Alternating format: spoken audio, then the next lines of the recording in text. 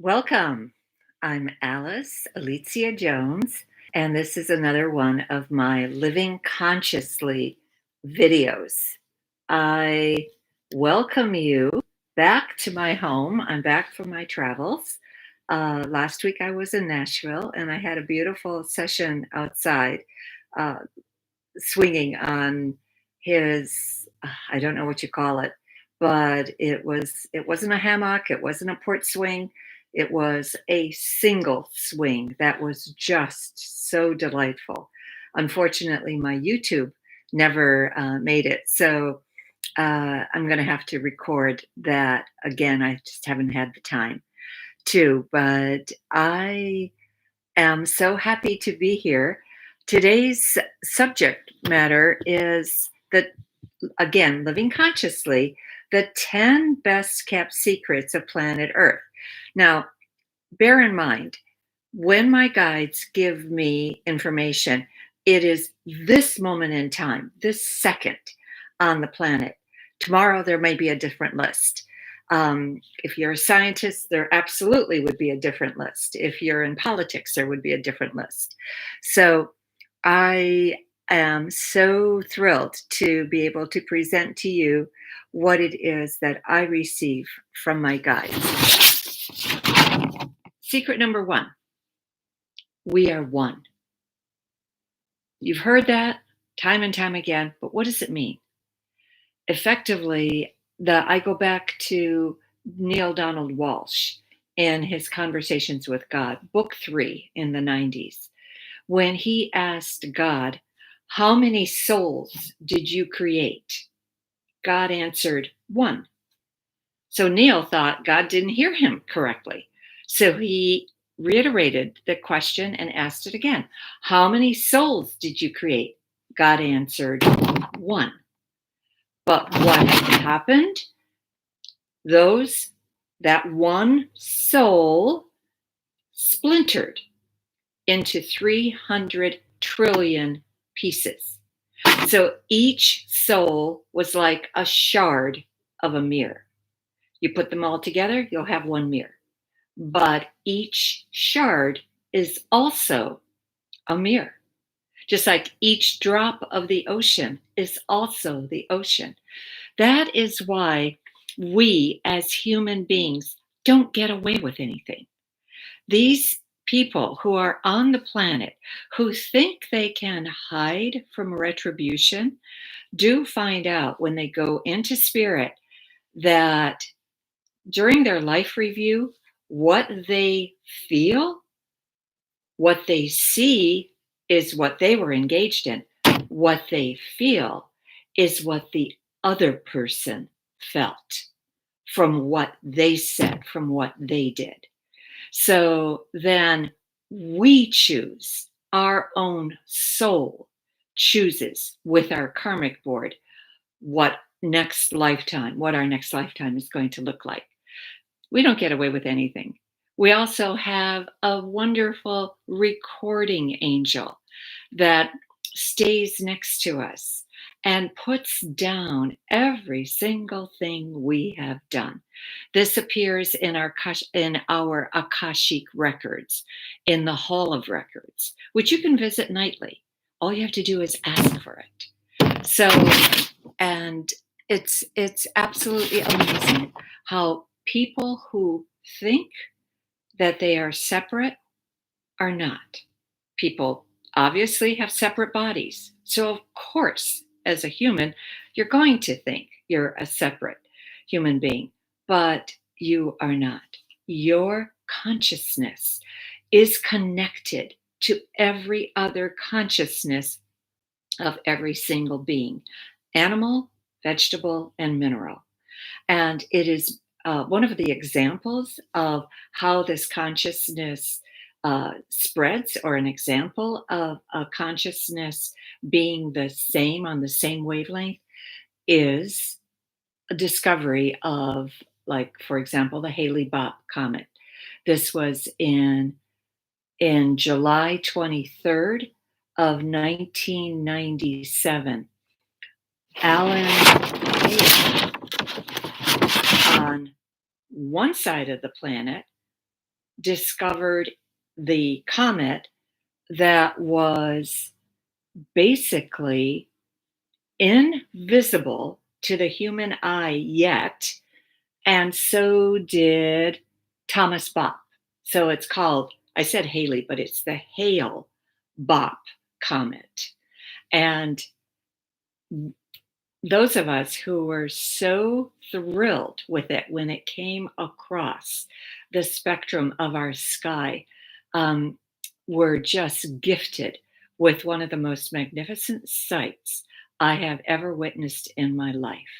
I once was going to A Course in Miracles, and as I rounded the corner, got to my parking space, it just so happened that the entire street just dipped below. And I had this huge screen of the sky, and the Hale Bopp comet occupied practically the entire visible spectrum of what I could look at in the sky. It it's a sight I will never forget.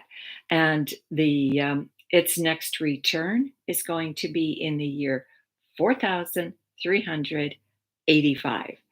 So it it's going to be a long time because it cycles. It's considered cycling around our sun, but its cycle is 2,533 years long. So I'm just absolutely ecstatic that I was one of those who got to see it. And the next that best kept secret. Those of us who are who are students of the metaphysical, absolutely do know this, but most of humanity would not accept this. But it's called "We Are Light." And if I once heard a statistic. I was pretty little when I heard it. I think I was a teenager, and I was just so flabbergasted by the statistic. But they said that if you compressed all the space in an atom and had no space from every single thing that is in our atom, our world and everything in it, and everybody in it, and every animal, plant, and vegetable, mineral on the planet Earth would compress into the size of a large pumpkin. We all know what the size of a pumpkin, but I'm going to give you a little bit of uh, perspective on this. This is what I read from Serapis Bay in An Ascension Manual by Serapis Bay. It was as channeled by Tony Stubbs. He said to get the perspective of we are light, he said, think of this. Think of a football field. Now, all of us have attended a football game somewhere or other. So think of a football field, and a professional field usually holds 100,000 people. The center of the atom, the neutrons and the protons, are like a football in the center of the football field. The first ring of electrons would be in the first row of seats. And the next ring of electrons would be 50 rows back. And the next atom would be in the next city. So effectively, that kind of gives you a little bit of a perspective on all this space in an atom. And then they took the neutron and the proton and they said, those were not the smallest units of matter, they're quarks. And then there's something even smaller than that, which escapes me at the moment. So there is space is an illusion because we think we're solid because we feel ourselves as solid, but we are mainly space. We are mainly going to be uh, we could all be compressed. Like I said, everything on this planet could be compressed into the size of a small pumpkin. So um, just ponder on that for a moment. Number three, there are multiple dimensions of planet Earth that you can go to when you return to spirit. Everyone hopes to go to the light. Unfortunately, not everyone goes to the light. Some will hang out in the astral plane. The According to one of the Buddhist books that I read, I think it was the Tibetan Book of Living and Dying. The gentleman there said that our universe, as big as it is, hangs like a bubble off the astral plane. And so effectively, the astral plane is enormous. And many, many souls will go there. And then from that point on, they will go to other versions of planet Earth. There are some versions of planet Earth where, for example, Venice is sinking, it's already underwater. This version of planet Earth is pretty close to that. There are many times where people have had experiences of being in hotels during the rainy season in the summer and literally stepping into a foot of water. So, and then there are other versions of of Venice that are absolutely glorious. They're magnificent. So you can go to the version of the planet upon transition that you are most comfortable with. What do you take with you? Your emotions. So please just pay attention to what emotions you put forth on a day to day basis. The higher your emotional level, the more glorious you accept what is happening to you, the more you find joy, the more you find a place that of tolerance, humility, acceptance, gratitude. Those are blessings that are going to help elevate you to higher dimensions. So uh, please just be aware of that. Again, information on this came from, I think you can find more information in a book called The New Earth by Barbara Hand Cloud. And she channels the Pleiadians. And I read that many, many years ago, and I really don't feel I have any inclination to pick it up again. So but I do want to share that with you. Um, Step number four, or item number four, nothing is denied to us that we ask for with feeling and emotion. Now, one of the things that continuously happen to us is that we get off the track of what it is that we truly want. We continue to rock back and forth between faith and despair, or rock back and forth between faith and doubt. So effectively, we're canceling. We're just standing still.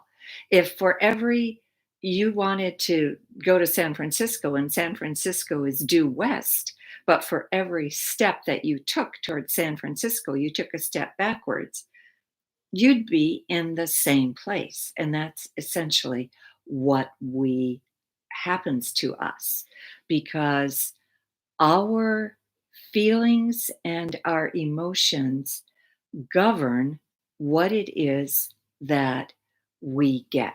We have to have 100% conviction We have to have 100% commitment to take the steps that we need to take to achieve the goals that we're after. Julia Cameron, I think, said it best. There are so many people who are willing to write their Oscar acceptance speech, but they are not willing to get up at 8 o'clock in the morning to go to acting class.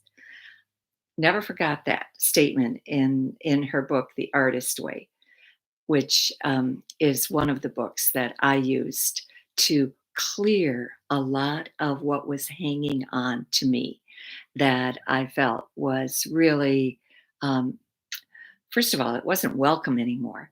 And it wasn't necessary for me to continue my journey. I was so much more interested in following a spiritual path that made me into the being that I've evolved into today. I wasn't willing to stay stuck where I had been before. So asking for something with feeling and emotion, but following through with commitment, consideration, and effort. Okay, next point. Number 5, our thoughts create our things. What you think about is what you bring about. That was a comment from Zig Ziglar in the 50s and still valid today. We get what we think about. And again, if you think about something and erase the conviction of it because of the doubt or the despair, you're standing still. You're basically standing still. So the next one is virtually the same. We get what we focus on. You cannot focus on everything negative and expect positive results.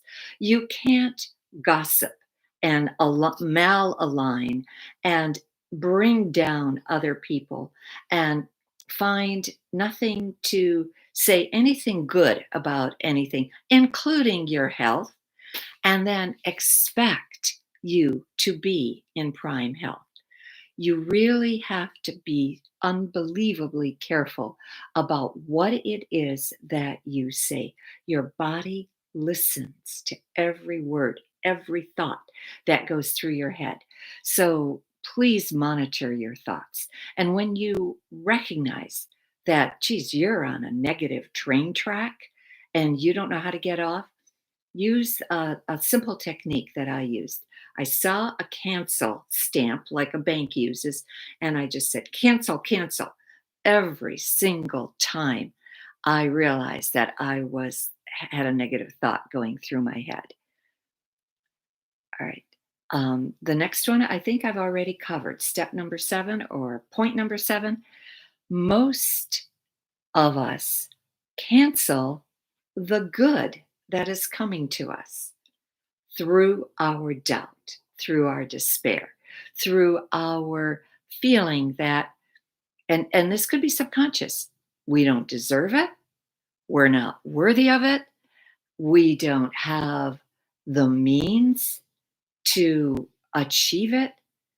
It's amazing that people can find a way to pay $4, $5, $6, $7 for a Starbucks drink, but yet cannot see that if I put that money aside every single time and bought and saved it and bought myself a coffee maker that even if it's a French press, something a little bit fancier that I like that makes good coffee, and save the money that you're spending on frivolities, you'd be amazed how fast that money accumulates.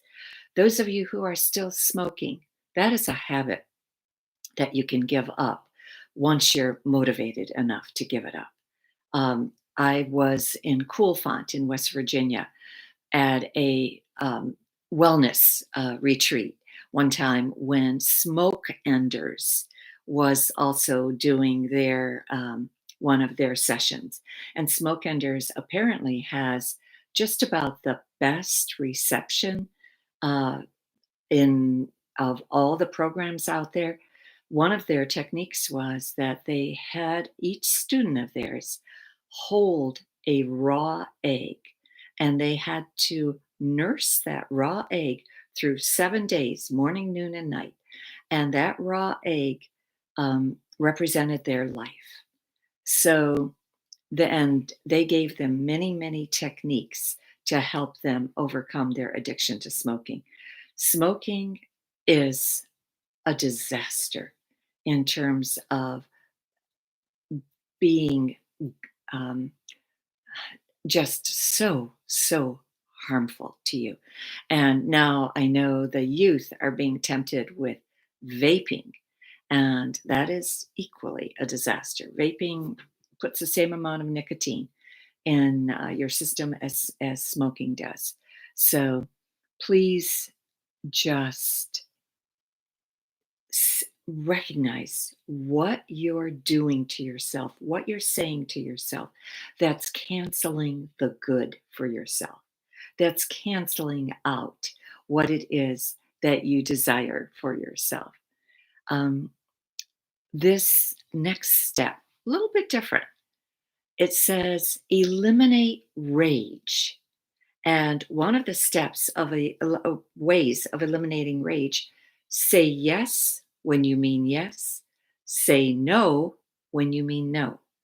Don't get roped into doing things you don't want to do because you feel obligated, or because somebody's pressuring you, or because they have a better argument than yours for saying no. So you eventually give in. That's not a good enough reason.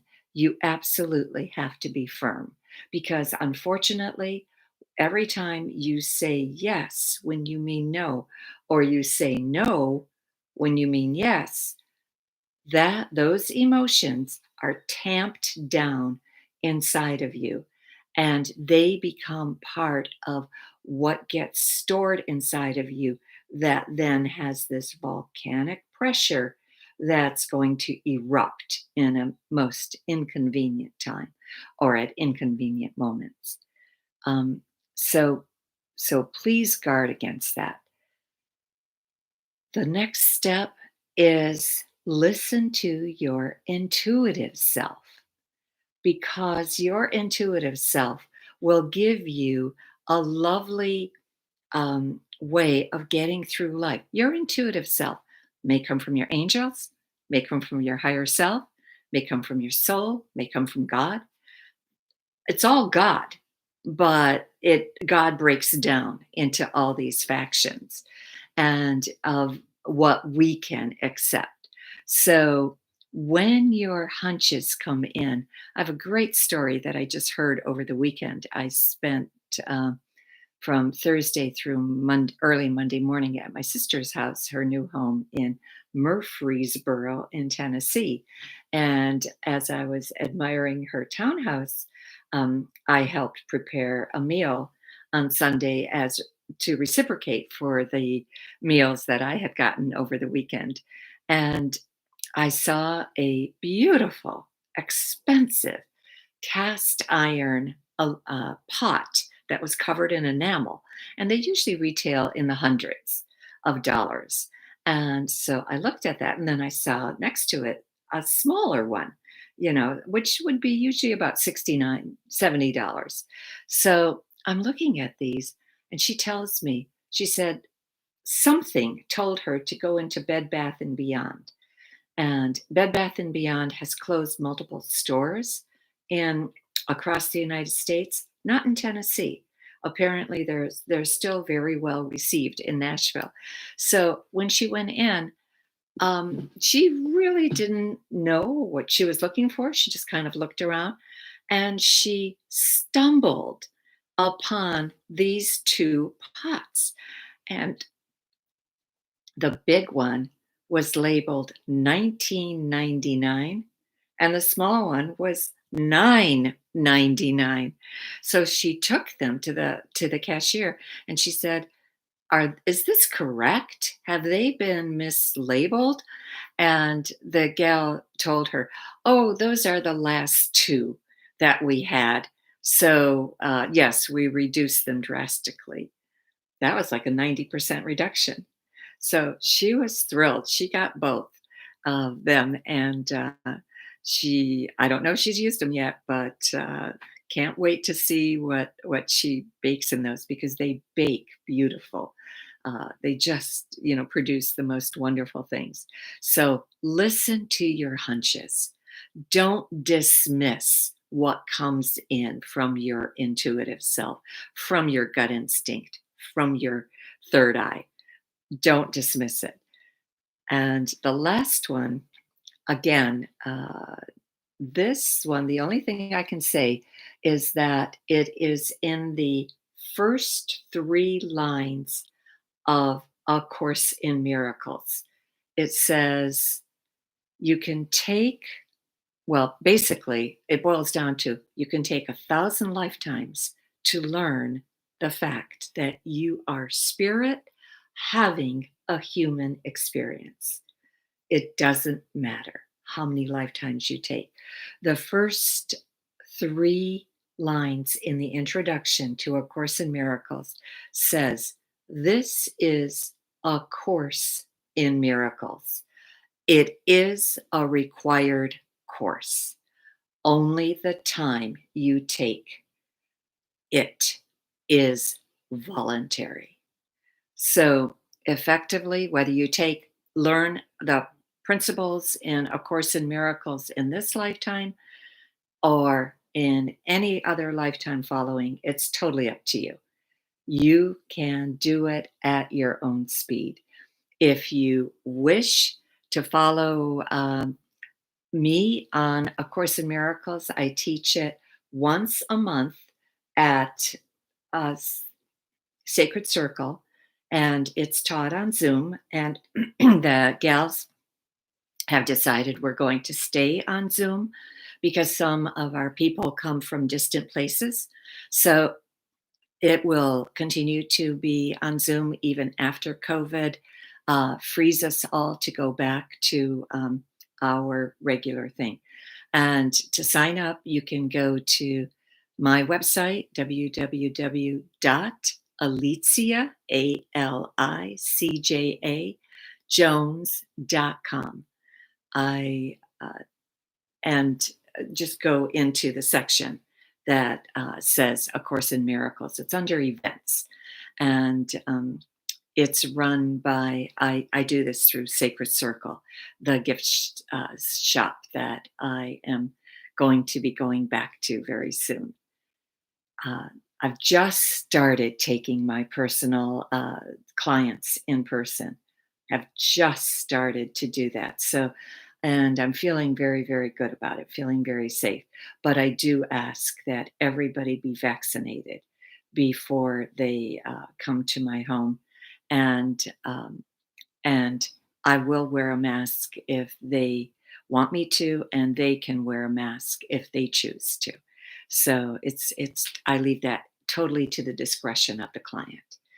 Anyway, I'm thrilled to be here. We'll see you next week. Don't have a clue what my guides want me to talk about next week. I'm always usually told the day before or the day of. And so, anyway, have a wonderful day, a blessed day, and I will see you in a week.